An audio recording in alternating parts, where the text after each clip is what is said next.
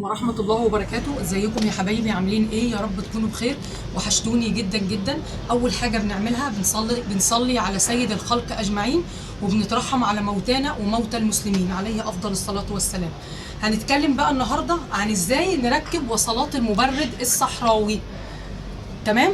في حاجة كمان عايزة اقولها لكم تاني، ان الفيديو انا ممكن انزله على جزئين. طب ليه يا مدام سلمى على جزئين؟ انت لازم تكلفينا. لا والله الموضوع مش موضوع كده، الموضوع ان اليوتيوب لو الفيديو عندي عدى 15 دقيقه بيمنعوا نشره على القناه، فلازم يكون الفيديو اقل من 15 دقيقه. فلو احنا خلصنا طريقه شرح المبرد في الفيديو ده خلاص تمام. الموضوع زاد شويه هضطر اعمله على جزئين، بس حبيت اعرفكم. تعالوا بقى اتفضلوا معايا نشوف احنا هنعمل ايه. ادي المبرد الصحراوي وادي شكله. اول حاجه انا مش هتكلم على نوعه لان انا مش هعمل دعايه لحد، لان ناس كتيره سالتني بتقول له نوعي، فمش هينفع اقول نوع المبرد ايه.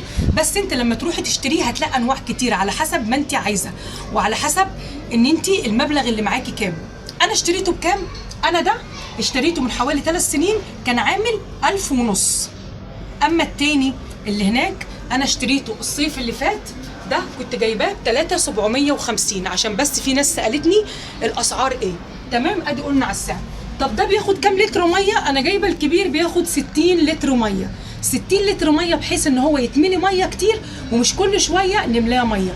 طبعا انت لما بتمليه ميه بتقعد حوالي 3 ساعات الميه اللي فيه عقبال ما تخلص. بصي انت عندك هنا شكل كده اهو بيبين لك منسوب الميه وصل لحد فين فيه. دي اول حاجه. تاني حاجه، انت لما بتجيب المبرد بتشتريه جديد بيجيلك ب4 عجلات من تحت. طبعا انا شلت ال4 عجلات دول عشان انا لو هستعمله للشقه جوه هخلي العجلات عشان اعرف احركه براحتي واوديه الحمام املاه ميه واطلعه، لكن انا عشان احطاه في البلكونه فال4 عجلات ما لهمش لازمه. تمام؟ انا الشباك اللي عندي ده واطي شويه لتحت، فلازم ان انا احط ترابيزه. فانا طبعا جبت كرسي عندي خشب كان قديم اهو، كان مكسر ملهوش لازمه يعني. تمام؟ حطيت عليه حته خشبه كده ورحت دقاه بمسمارين في الحيطه ورحت رفعت عليه التكييف. تمام؟ في اخت بتقول لي يعني احنا كده قفلنا الشباك. احنا ما قفلناش الشباك ولا حاجه، التكييف مفتح من كل النواحي والشباك عندك سلك، بس انا عامله هنا مغطيه هنا عشان يبقى الهواء محكوم في مكان واحد، السخونه ما تدخلش. عشان كده انا بقول لك ان انت بتحسي ان انت مشغله تكييف من التاني العادي مش المبرد الصحراوي. تمام؟ هنتكلم بقى على وصلات التكييف. التكييف ممكن تعملي فيه حاجتين. اول حاجه ان انت توصلي خرطوم عشان خاطر ما تتعبيش وتروحي وتيجي وتجيبي ميه. تمام؟ والفكره الثانيه ان انت لو مش هتعرفي توصلي الخرطوم، انا كنت الاول بجيب طبق بلاستيك مليان ميه واجيب شفشق وافتح هنا، افتح كده هنا في كده درج صغير افتحه، وكنت باخد الميه من الطبق وافضي هنا بالشفشق لحد ما يتملي. تمام؟ بس طبعا الموضوع ده كان صعب عليا، فبقى رحت فكرنا بقى في موضوع الخرطوم. تمام؟ هو كده كده التكييف فيه وصله حنفيه طالعه منه بتحط فيها الخرطوم، فانت هتقيسي من الحمام عندك لحد البلكونه كام متر وتجيب الخرطوم. طب الخرطوم هتركب ازاي يا مدام سلمى؟ اقول لحضرتك هتركب ازاي. هتروحي عند السباك تقولي له عايزه افيز ووش حنفيه، افيز ووش حنفيه. ادي الافيز اهو، وادي وش الحنفيه عباره عن حته حديد صغيره. دول لازمتهم ايه؟ الافيز بنحطه على الخرطوم عشان التكييف لما يجي يتملوا ميه مش كل شويه يتشد ويقع. وش الحنفيه ده بثبته في الحامل ده بتاع الخرطوم عشان خاطر اعرف ادخل الخرطوم بتاعي. تمام؟ وكده في حته تفلون لو كان موسع معاك ولا حاجه بتروح لفها عليه عشان تبقى كل امورك تمام. خلاص اقول تاني، هتركبي له وصله الخرطوم، هتروحي عند السباك هتجيبي افيز ووش حنفيه، الاتنين عاملين حوالي 15 جنيه. وش الحنفيه ده بندخله الاول، ماشي؟ بنمسك الخرطوم كده، بس انا للاسف مش هعرف يعني اشد واخلعه. بنمسك الخرطوم يعني ادي وش راس الخرطوم من هنا، اروح حاطه فيها وش الحنفيه ده واروح محطاه في الوصله بتاعت التكييف والف. خلاص؟ الافيز ده بيكون مفتوح، اروح لفاه على الخرطوم واروح كده عندي بمفك صليبه لفه لحد ما احكمه على الخرطوم، بحيث ان انا لما المبرد اوصل له الميه من ضغط الميه ما يقعش منه كل شويه ويملى البلكونه ميه. دي اول حاجه اتكلمنا فيها. تمام؟ التكييف اسفه المبرد يا جماعه، عشان ناس كتيره بتعلق لي على كلمه التكييف. المبرد يا جماعه ممكن لو انت الشباك بتاعك مش عالي هتحطيه طبعا تحت على الارض، وممكن ياخد حاجه اقل من الترابيزه دي اللي انا حطاها. دي اول حاجه. تاني حاجه ادينا شفنا وصله الخرطوم. بص يا جماعه انا ماشياها ازاي. عندي هنا فوق على البلكونه كده كانت في فتحه عاملاها عشان السلك بتاع التلفزيون، فرحت اهو مدخله، بس انا عامله وصلتين 2 في 1 عشان موصله للتكييف ده وموصله للتكييف ده. الوصله الرئيسيه اللي داخله عندي في الحمام اهي، انا دخلتها من الخرم ده اللي فوق البلكونه ومشيت بيها في الشقه جوه، طلعتها فوق الدولاب كده تمام، ومشيت بيها لحد الحمام، مشيت بيها لحد الحمام اهي، واخداها من السقف فوق، حطها كده على الماسوره بتاعت الغاز تمام، ومشيت بيها اهو لحد الحمام.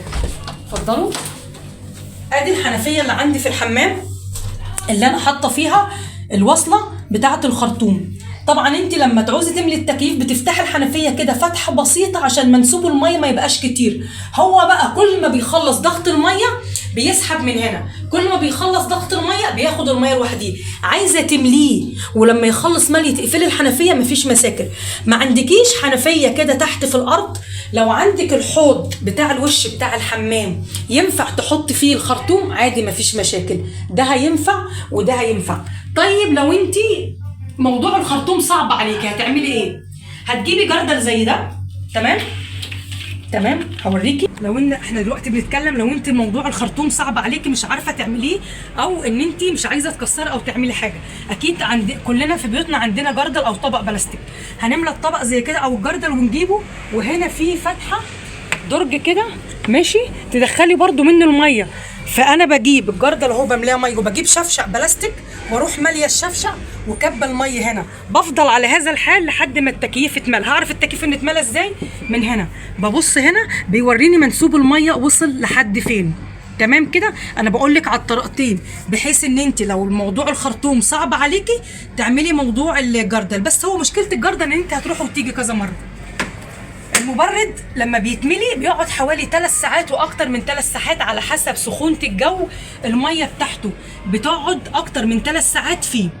لكن لو الدنيا حر قوي قوي قوي قوي الحراره معديه 45 46 ممكن تقعد ساعتين.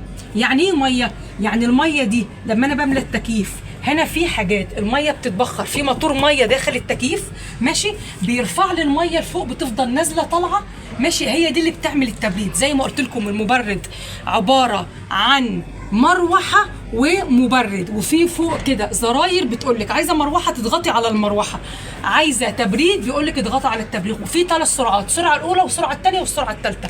انا دلوقتي اديني شغلت التكييف.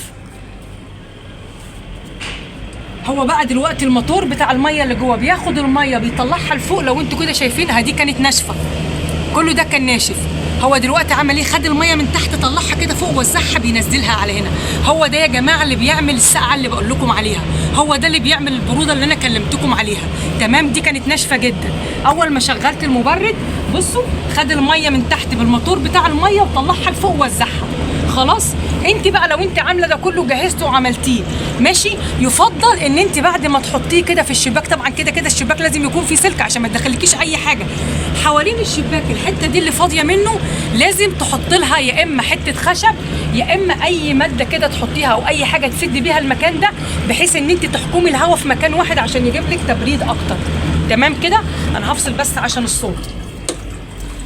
هنتكلم في حاجه تاني، بس عايزه اعرف بس الفيديو وصل كام عشان اشوف هكمل ولا اعمل جزء تاني. الفيديو كام؟ 9 دقايق. 9 دقايق خلاص هناخد دقيقتين تاني. هقول لكم بقى على حاجه تاني.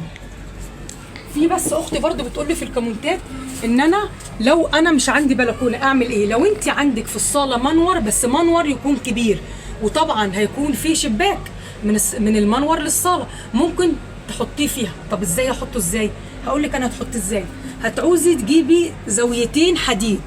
بص كده دول زاويتين حديد. انا قلت كده ان انا واحد حطاه على الكرسي الخشب، تكييف حطاه على الكرسي الخشب عشان الشباك عندي ده قصير، اما الشباك ده بتاع اوضه ابني عالي فما كانش ينفع ان انا اجيب ترابيزه او حاجه زي كده.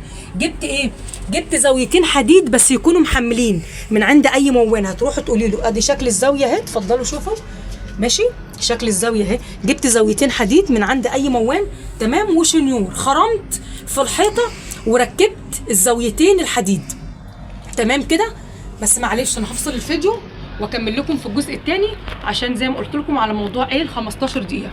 والسلام عليكم ورحمه الله وبركاته.